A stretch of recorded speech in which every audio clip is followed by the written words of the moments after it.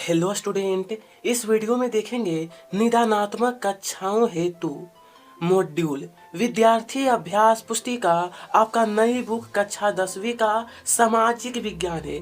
विषय आपका सामाजिक विज्ञान का हम लोग देखने वाले हैं। वीडियो में मैं आपको अध्याय 7 जिसका नाम है राष्ट्रीय अर्थव्यवस्था की जीवन रेखाएं, इसका कंप्लीट प्रश्न उत्तर में पूरा बताऊंगा। ठीक है, तो चलिए हम लोग शुरू करते हैं। सही विकल्प चुन कर लिखिए। आपका क्वेश्चन है पहला कि दो दूरस्थ स्थित स्थान जो पूर्वी पश्चिमी गलियारे से जुड़े हैं। ध्यान दीजिएगा, तो आप सभी का 4 ऑप्शन दिया है। इसका सही आंसर होगा सिलचर तथा पोरबंदर। और उत्तर जो है ना, यहाँ पर भी आपको लिखना है। ठीक है, क्योंकि जब यहाँ खाली स्थान दिया गया है आपको लिखने के लिए, तो आप लोग लिख लीजिएगा। उसके बाद निम्नलिखित में से कौन सा परिवहन स्थानांतरण हानियों तथा देरी को घटाता है। इसका आपका सही आंसर है पाइपलाइन परिवहन। पाइपलाइन परिवहन। ठीक है, चलिए तो तीसरा प्रश्न देखते हैं। तीसरा नंबर है हजीरा विजयपुर जगदीशपुर पाइपलाइन से कौन सा राज्य नहीं जुड़ा है। वी महाराष्ट्र। पूर्वी तट पर स्थित पतन जो अंतः स्थलीय तथा अधिकतम गहराई का पतन है। का पतन, तो ये आपका हो जाएगा ये विशाखापट्टनम। विशाखापट्टनम भारत में वस्तुओं तथा यात्रियों के परिवहन का प्रमुख साधन है। प्रमुख साधन जो है ना आपका रेल परिवहन होगा। 2 या 2 से अधिक देशों के व्यापार को कहते हैं। तो इसका ऑप्शन नंबर स उसे कहते हैं अंतरराष्ट्रीय व्यापार। ठीक है, चलिए निम्नलिखित में भारत का कौन सा पतन है जो देश के कुल लौह अयस्क का 50% निर्यात करता है। 50%। तो इसका सही ऑप्शन अ वाला होगा मागाओ। उसके बाद बोला है परिवहन का सबसे सस्ता साधन कौन सा है। तो परिवहन का सबसे सस्ता का जल परिवहन है। जल परिवहन। ठीक है, चलिए नंबर 8 तक हो गया। नंबर 9 हल्दिया से इलाहाबाद के मध्य कौन सा नौगम्य जल मार्ग है। तो यहाँ पर आपका हो जाएगा नौगम्य जल मार्ग संख्या 1। स्वतंत्रता प्राप्ति के पश्चात कराची पत्तन की कमी को पूरा करने के लिए देश में किस पत्तन का निर्माण किया गया। किस पत्तन का, इसका सही होगा ब ऑप्शन कांडला पत्तन।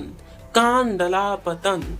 निम्नलिखित में से कौन सा उद्योग राष्ट्रीय एकता को प्रोत्साहित करता है। प्रोत्साहित, तो ये आपका हो जाएगा पर्यटन उद्योग। पर्यटन उद्योग। ठीक है, उसके बाद अब देखेंगे रिक्त स्थान की पूर्ति कीजिए। जल परिवहन देश का सबसे सस्ता परिवहन का साधन है। ठीक है, भारत विश्व के सर्वाधिक सड़क जाल वाले देश में से है। भारत। ठीक है, ठोस पदार्थों को तरल अवस्था में परिवर्तित कर पाइपलाइन परिवहन द्वारा ले जाया जाता है। और यहाँ पर भरना आपको वायु परिवहन तीव्रतम आरामदायक प्रतिष्ठित परिवहन का साधन है। एयर इंडिया घरेलू और अंतर्राष्ट्रीय वायु सेवाएं भी प्रदान करती है।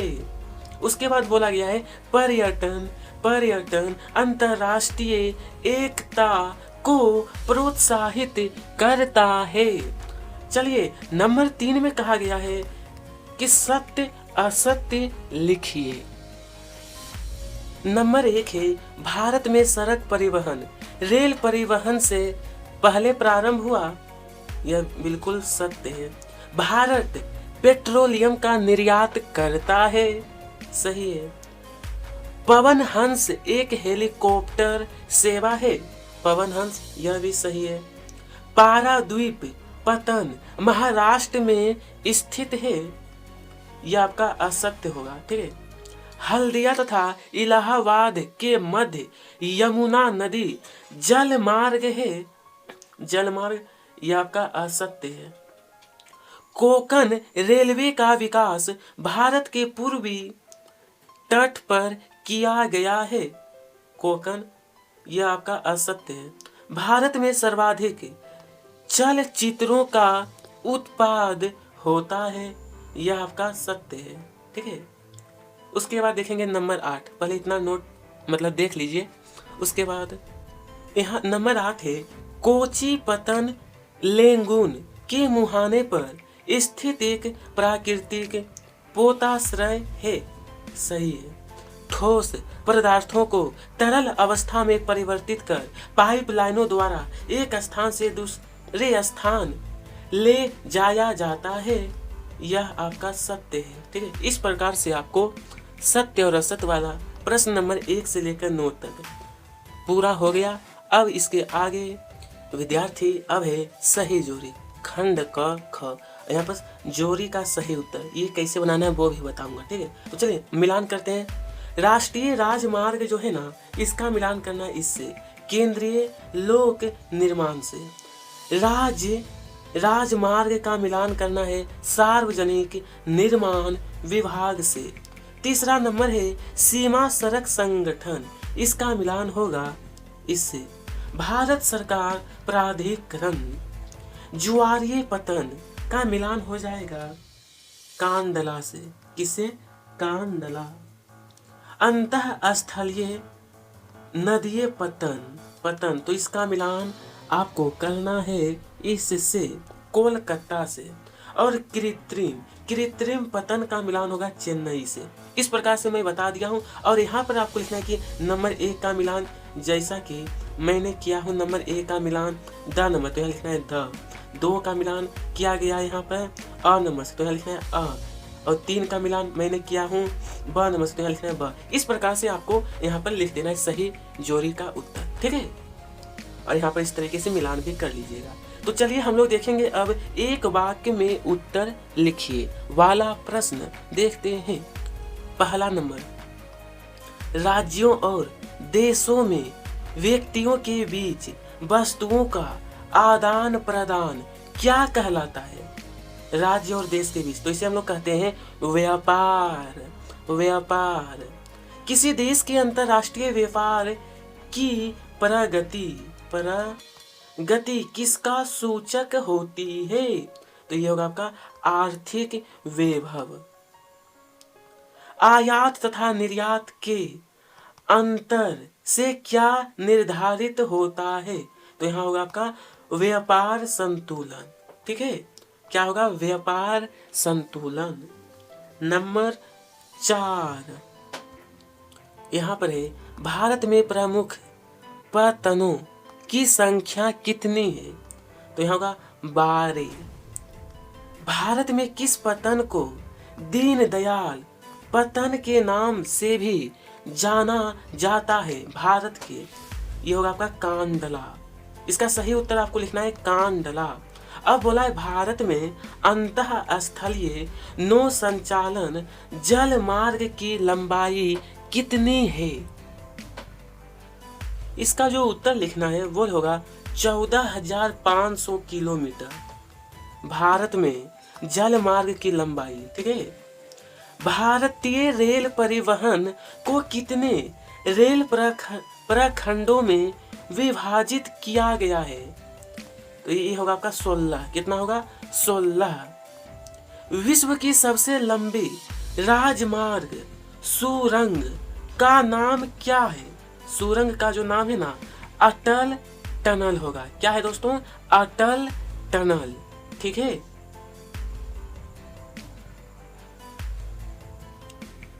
बोला है भारत के परिवहन मानचित्र पर कौन सा परिवहन नेटवर्क अपेक्षाकृत नया आगमन है?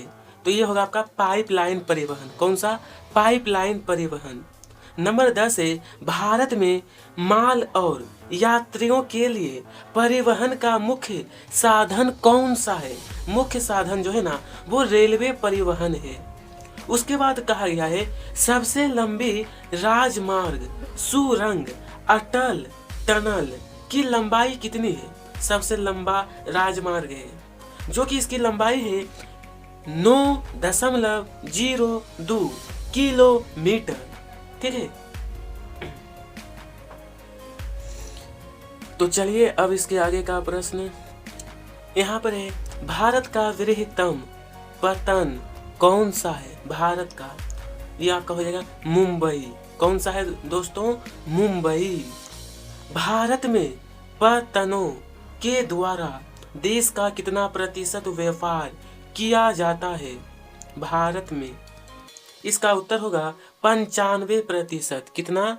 95%। इसके आगे का प्रश्न भारत के एक अंतःस्थलीय नदीय पतन का नाम लिखिए। कोलकाता पतन। क्षेत्रीय बाजार में तेजी लाने के लिए किस विमान योजना को डिजाइन किया गया है? उड़ान। क्या होगा? उड़ान। वायु परिवहन का राष्ट्रीयकरण किस सन में किया गया था? आपका उत्तर रहेगा सन 1953 में। ठीक है,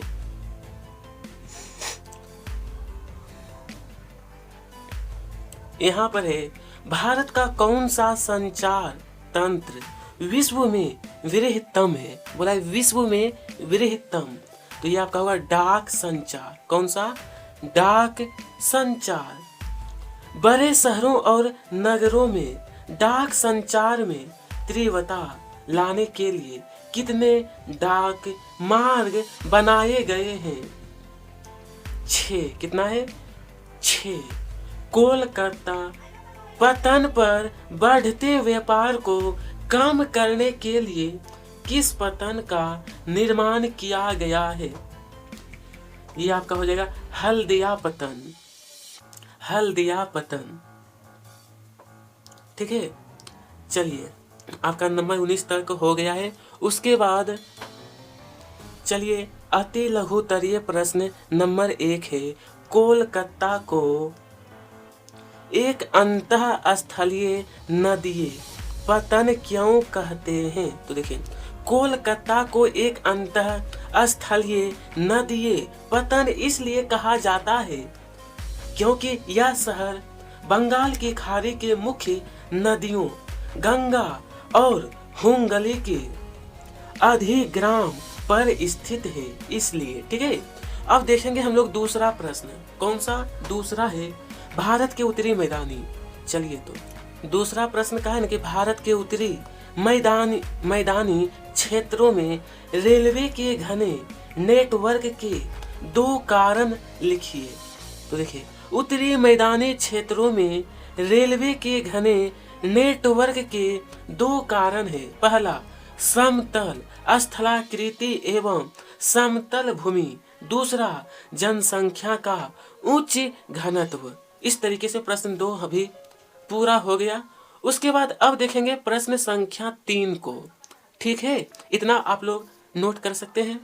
तीसरा प्रश्न उन कारकों का नाम बताएं जो देश में रेलवे नेटवर्क के वितरण पैटर्न के लिए जिम्मेदार हैं। तो देखिए रेलवे नेटवर्क का वितरण पैटर्न के लिए जिम्मेदार निम्न कारकों से प्रभावित होता है। पहला स्थलाकृतिक कारक, दूसरा आर्थिक कारक, तीसरा प्रशासनिक कारक। प्रश्न नंबर 4 हिमालय क्षेत्र रेलवे लाइन के निर्माण के लिए प्रतिकूल क्यों है? कोई 2 कारण लिखिए। तो इसका यहाँ पर कहा गया ना कि 2 कारण, तो देखिए उच्चावच के कारण, दूसरा विरल जनसंख्या के कारण, तीसरा आर्थिक अवसरों की कमी के कारण। प्रश्न 5 है, देश की पहली रेलगाड़ी कब और कहां से कितनी दूरी पर चलाई गई? कितनी दूरी पर? इसका देखिए उत्तर लिखना है। भारत की पहली रेलगाड़ी का शुभारंभ जो होता 16 अप्रैल 1853 को हुआ था। यह रेलगाड़ी मुंबई यानी बॉम्बे से ठाणे तक चलाई गई थी। इस दौरान कुल दूरी लगभग 34 किलोमीटर यानी कि जिसे कहते हैं 21 मील थी। ठीक है, चलिए तो प्रश्न संख्या 6 देखिए, भारत के पूर्वी घाट पर स्थित कोई 2 राज्य एवं उनके प्रमुख पत्तन के नाम लिखिए। इसका नाम तमिलनाडु राज्य चेन्नई पत्तन, आंध्र प्रदेश राज्य विशाखापट्टनम। ठीक है। प्रश्न 7, स्वर्णिम चतुर्भुज महा राजमार्ग की 2 विशेषताएं लिखिए। 2 विशेषता। इसकी विशेषता देखिए, भारत सरकार ने दिल्ली, कोलकाता, चेन्नई, मुंबई व दिल्ली को जोड़ने वाली 6 लेन वाली महा राजमार्गों की सड़क परियोजना है। दूसरा, इस परियोजना के तहत 2 गलियारे प्रस्तावित है। प्रथम उत्तर दक्षिण गलियारा जो श्रीनगर को कन्याकुमारी से जोड़ता है तथा द्वितीय जो पूर्व पश्चिम गलियारा जो सिलचर यानी असम तथा पोरबंदर गुजरात को जोड़ता है। ठीक है, बस तो ठीक है। आगे का प्रश्न अब नंबर 8, ये जो के प्रमुख पत्तन के नाम। कर्नाटक, ये जो भारत के पश्चिमी घाट पर स्थित 2 राज्य, एक होगा कर्नाटक राज्य जो कि न्यू मंगलोर पत्तन, महाराष्ट्र राज्य मुंबई पत्तन। प्रश्न 9 में कहा है, संचार के साधन के रूप में दूरदर्शन की 2 विशेषता। दूरदर्शन की 2 विशेषता लिखिए। नंबर 9 में कहा गया था ना कि संचार के साधन के रूप में, तो देखिए इसका लिखना है कि दूरदर्शन एक महत्वपूर्ण संचार के साधन है। निम्नलिखित 2 विशेषताएं, तो यहाँ पर आपको ये निम्नलिखित को कट कर देना है। ठीक है, 2 बार रिपीट हो गया है। और इसमें पहला नंबर होगा सार्वभौमिक पहुंच और दूसरा नंबर लिखना है शिक्षा और सूचना का माध्यम। इस तरीके से प्रश्न नंबर 9 पूरा हो गया। और 10 नंबर में कहा गया था कि अंतरराष्ट्रीय व्यापार किसे कहते हैं? अंतरराष्ट्रीय व्यापार 10 नंबर जो है इसका उत्तर रहेगा, अंतरराष्ट्रीय व्यापार 2 देशों के मध्य होता है। बड़े पैमाने पर विदेशी मुद्रा का आदान प्रदान होता है, पूरे देश की आवश्यकताओं को पूरा करता है। उसके बाद बोला है स्थानीय बाजार किसे कहते हैं? स्थानीय बाजार गांव, कस्बों, शहरों के बीच होता है, छोटे पैमाने पर होते हैं। व्यापार एक ही मुद्रा में क्षेत्र विशेष के लोगों की आवश्यकता की पूर्ति करता है। और यहाँ पर आपको करना क्या है कि कोमा लगाना है, ठीक है, गांव कस्बों। ठीक है, इस तरीके से नंबर 10 11 हो गया है। चलिए नंबर 12 है। चलिए यहाँ पर हमसे बोला भारत के 4 प्रमुख अंतरराष्ट्रीय वायु पत्तनों के नाम लिखिए। पहला नेताजी सुभाष चंद्र बोस कोलकाता, दूसरा जवाहरलाल नेहरू मुंबई, तीसरा इंदिरा गांधी दिल्ली, वायु पतन का नाम है। चौथा मीनाम्बक्कम या का चेन्नई है। ठीक है, इसी तरीके से नंबर 13 है परिवहन और संचार के विभिन्न साधनों के नाम लिखिए। साधन के नाम। नंबर 13 परिवहन और संचार के विभिन्न साधनों के नाम लिखिए। तो परिवहन में आपका हो जाएगा बस। आइए तो अब बस ट्रक आपका हो गया है। उसके बाद अब आपको लिखना है हाँ रेल, वायुयान, जलपोत, पाइपलाइन आदि। ये तो हो गया आपका परिवहन के साधन। अब संचार के साधन आपका radio, TV, telephone, cellular phone, internet, डाक, यहाँ घर होना चाहिए तो तार लिखा गया है, डाक घर होगा, पत्र पत्रिकाएं, समाचार पत्र, उपग्रह आदि। यहाँ पर सुधार कर लीजिए, डाक ये आपका घर होगा, ठीक है, डाक घर। चलिए अब यहाँ पर है राजमार्ग किसे कहते हैं?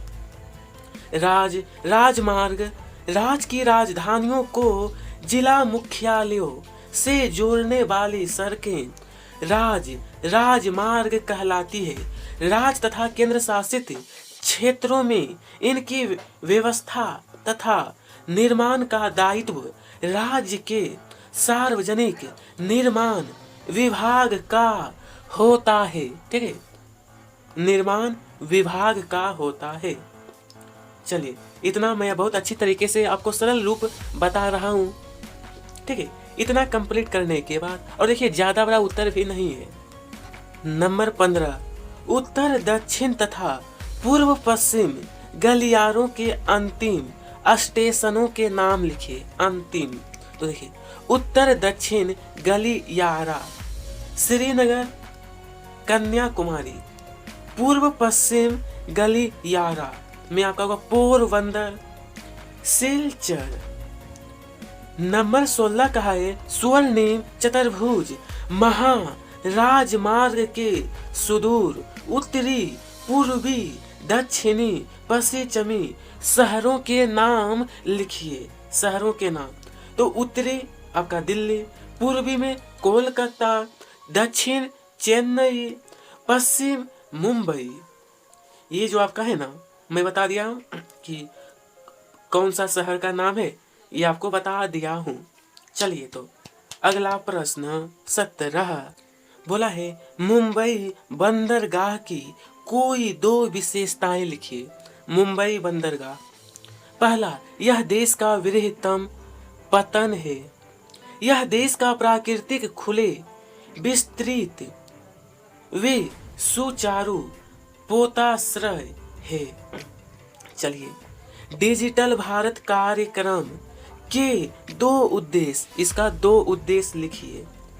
पहला आईटी सूचना प्रौद्योगिकी में होने वाले परिवर्तन को समझना। दूसरा तकनीक को केंद्र में रखकर बदलाव लाना। ठीक है, बस यही 2 उद्देश्य लिखना है, ठीक है। चलिए तो अब देखेंगे नंबर 19। नंबर 19 है प्रधानमंत्री ग्रामीण सड़क परियोजना के अंतर्गत किन सड़कों के विकास को प्रोत्साहन मिला है? तो देखिए प्रधानमंत्री ग्रामीण सड़क परियोजना के अंतर्गत ग्रामीण क्षेत्रों तथा गांवों को शहरों से जोड़ने वाली सड़कों को प्रोत्साहन मिला है। नंबर 20 में कहा गया है भारत में शहरों तथा नगरों में शीघ्रता लाने वाले डाक मार्गों के नाम लिखिए। पहला राजधानी मार्ग, दूसरा मेट्रो मार्ग, तीसरा ग्रीन चैनल, व्यापार चैनल, भारी चैनल, दस्तावेज चैनल। चलिए तो नंबर 21 है राष्ट्र का आर्थिक बैरोमीटर। बोला विद्यार्थी बैरोमीटर किसे कहते हैं? यहाँ पर है राष्ट्र का आर्थिक बैरोमीटर, तो इसका उत्तर है किसी देश के अंतरराष्ट्रीय व्यापार की प्रगति पर ही उसका आर्थिक वैभव निर्भर है। इसी आर्थिक वैभव को राष्ट्र का आर्थिक बैरोमीटर कहते हैं। क्या कहते हैं? राष्ट्र का आर्थिक बैरोमीटर। उसके बाद बोला है अनुकूल व्यापार संतुलन किसे कहते हैं? जब भी निर्यात मूल्य आयात मूल्य से अधिक होता है तो उसे अनुकूल व्यापार संतुलन कहते हैं। ठीक है। इसके अगला प्रश्न है, तो हम लोग आ चुके हैं लघु उत्तरीय प्रश्न नंबर 1 है, राष्ट्रीय राजमार्ग किसे कहते हैं? स्पष्ट कीजिए। तो देखिए, राष्ट्रीय राजमार्ग परियोजना भारत के राष्ट्रीय राजमार्ग प्राधिकरण NHAI के अधिकार क्षेत्र में है। राष्ट्रीय राजमार्ग यानी कि नेशनल हाईवे। राष्ट्रीय राजमार्ग देश के दूरस्थ भागों को जोड़ते हैं। ये प्राथमिक सड़क तंत्र जिनका निर्माण वे रख रखाव केंद्रीय लोक निर्माण विभाग CPWD के अधिकार क्षेत्र में है। अनेक राष्ट्रीय राजमार्ग उत्तर से दक्षिण तथा पूर्व से पश्चिम दिशाओं में फैले हैं। दिल्ली व अमृतसर के मध्य ऐतिहासिक शेरशाह सूरी मार्ग राष्ट्रीय राजमार्ग संख्या 1 के नाम से जाना जाता है। चलिए यहाँ पर है दूसरा प्रश्न, अब देखते हैं। दूसरा नंबर, उत्तरी पूर्वी राज्यों में वायु परिवहन अधिक महत्वपूर्ण क्यों है?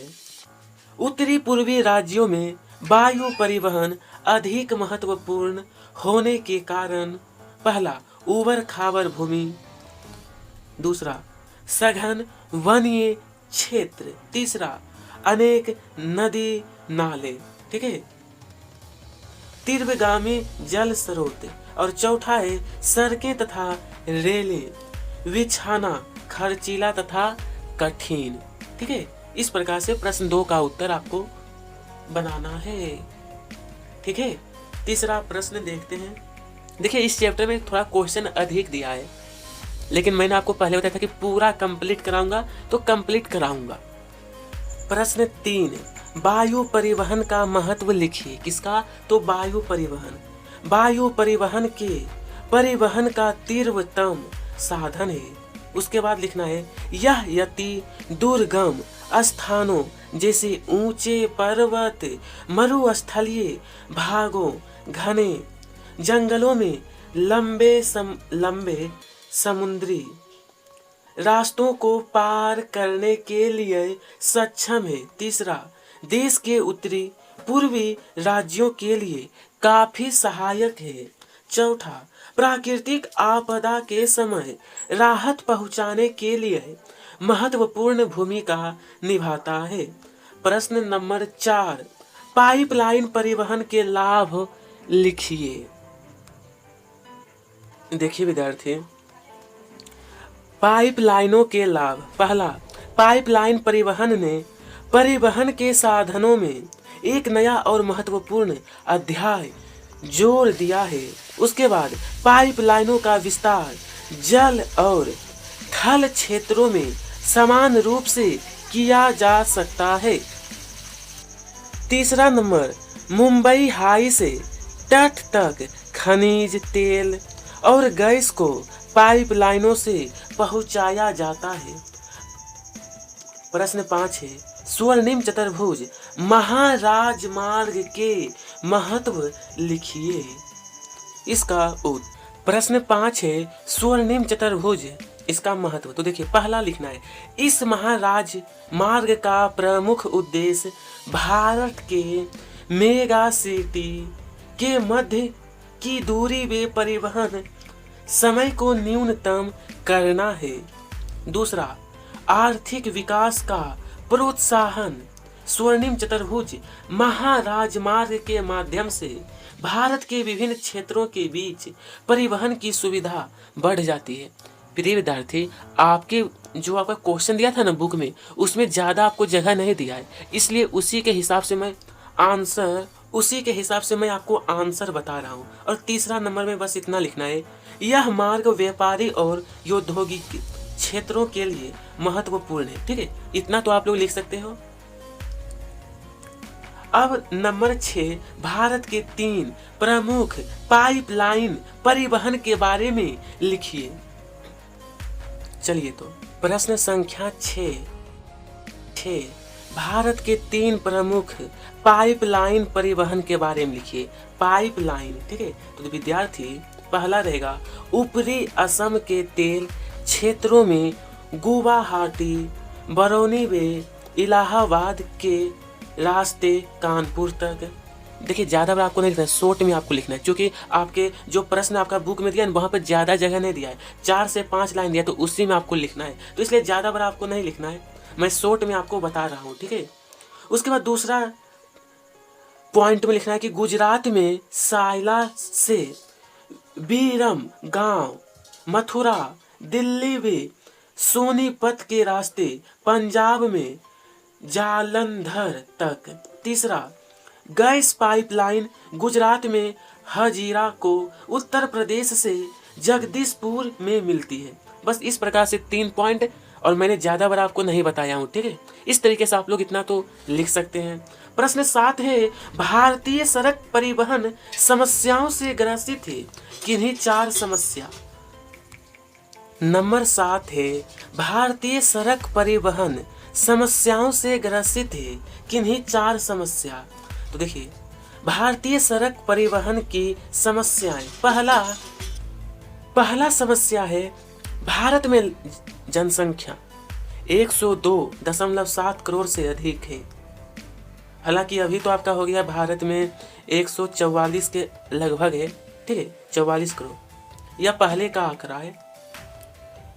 साथ ही साथ ढोए जाने वाले माल की मात्रा अत्यधिक है। इन दोनों की आवश्यकताओं की पूर्ति के लिए सड़क जाल कम पड़ता है। दूसरा, भारत में लगभग 50% सड़कें कच्ची है जो वर्षा ऋतु में उपयोगहीन हो जाती है। तीसरा, क्योंकि वर्षा ऋतु में ये कीचड़ भर जाती है।